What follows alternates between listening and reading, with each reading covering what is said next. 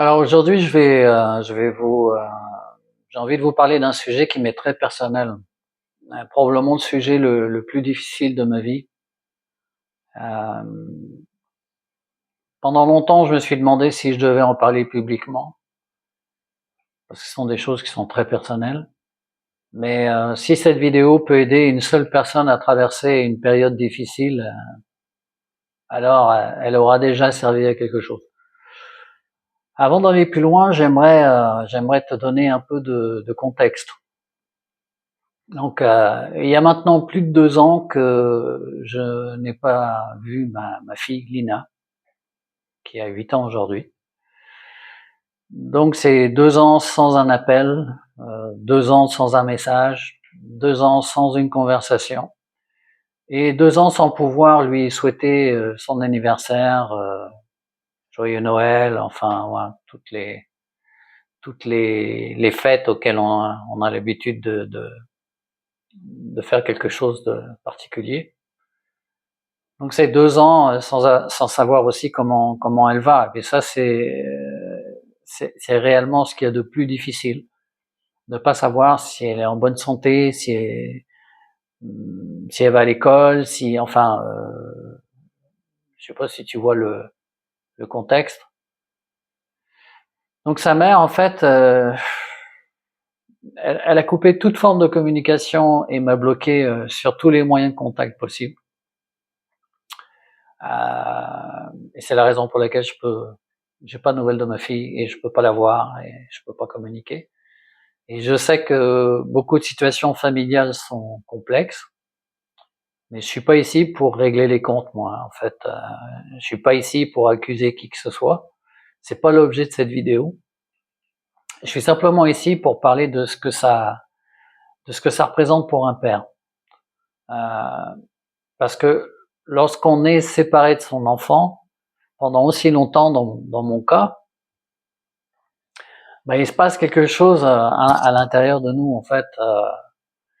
Voilà, on a des questions, on a des inquiétudes, des regrets, des peurs, et surtout, on a ce sentiment d'impuissance.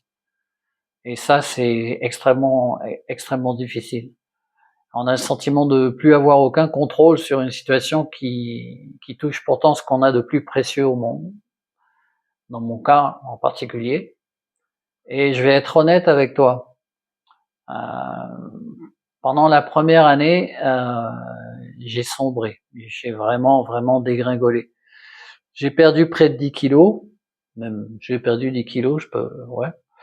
Et j'avais pourtant rien à perdre, hein, déjà, à l'origine. Bon, j'étais en dépression. Et je me réveillais avec les mêmes pensées. Et je me couchais avec les mêmes pensées tous les jours. Et en fait, mon esprit tournait en rond, quoi. En fait, cette situation avait de cesse de se répéter. Et je revivais constamment la même situation. Je cherchais des réponses, je cherchais à comprendre, puis je cherchais ce que j'aurais pu faire différemment. Je pensais que j'étais responsable. Enfin, je culpabilisais un maximum. Et plus je cherchais, et plus je souffrais en fait. Puis un jour j'ai compris quelque chose. Je pouvais pas continuer à m'effondrer comme ça. Euh, ou je pouvais continuer à m'effondrer comme ça, mais il y a pas d'issue. Il y aurait peut-être eu une issue fatale à tout ça. Donc en fait, moi j'ai décidé de me préparer pour l'avenir et de me préparer pour le jour où la vie me donnerait peut-être une nouvelle opportunité. Euh, j'ai choisi de survivre. J'ai choisi de me battre, pas contre quelqu'un, mais pour moi, pour ma santé, pour mon équilibre, pour mon avenir aussi, et celui de ma fille. Et j'ai commencé à m'imposer une discipline tous les jours, sans exception. Même les jours où j'en avais pas envie, mais c'était souvent le cas. Même les jours où je me sentais vide, sans énergie, ou même quand ça me semblait complètement inutile parce que je n'avais pas l'état d'esprit pour, mais j'ai commencé à faire du sport, à recommencer à faire du sport.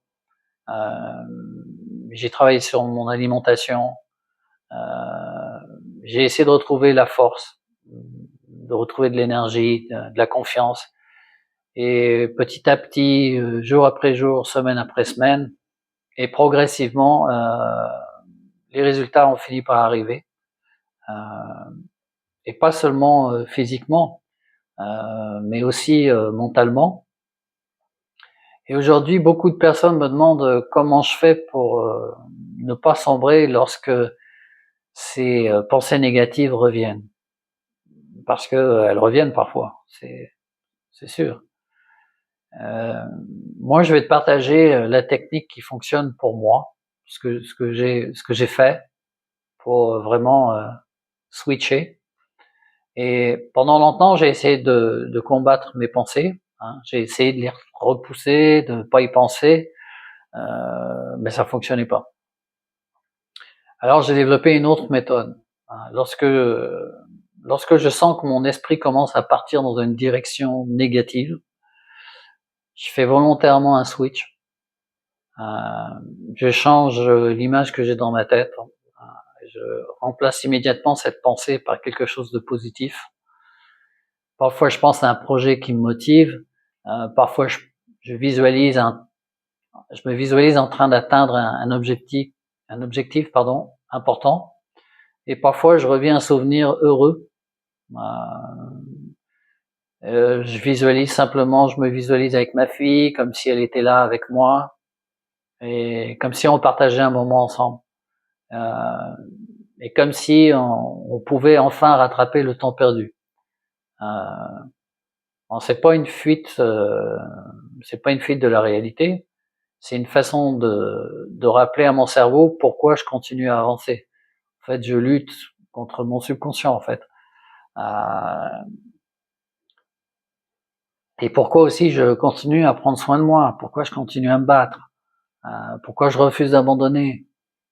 Parce que je crois profondément que nos pensées, elles influencent notre énergie. Donc, c'est très important d'avoir des pensées positives. Je suis convaincu, si on pense positif, on crée du positif. Et l'inverse aussi. Donc,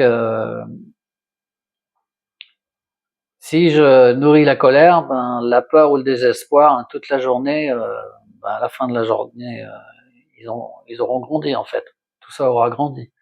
Et si je nourris l'espoir des projets, des objectifs, des choses positives dans ma vie, mais en fait, ça aussi, ça va prendre plus d'ampleur et ça va grandir aussi.